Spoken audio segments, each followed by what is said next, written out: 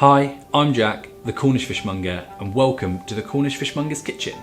Now, I would like to introduce you to salmon. We source all of our salmon from Scotland. I would say salmon is probably the most recognised fish. How can it not be? Look at that trademark pinky red colour. It is an absolutely beautiful fish. Known also for being quite healthy, full of omega oils, which are good for the heart, body and mind. So definitely something that needs enjoying. We can prepare salmon in a few ways. I've got a whole fillet here.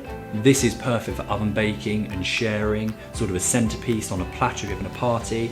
People can just dig in. I've got a fillet here. As you can see, I've left the skin on, but we've had it all scaled. I love the skin, get it really crispy. It's almost like a snack.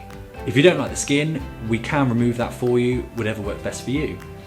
Or if you just want to enjoy the portions, I've got two beautiful salmon portions here, really easy to cook. Just pop it in a pan, a little bit of seasoning, and just let the flavour speak for itself. You don't have to do much to salmon. As you can see, you've got the lines through it, and that means it flakes away beautifully and makes it really easy to eat. There's so many ways to enjoy salmon.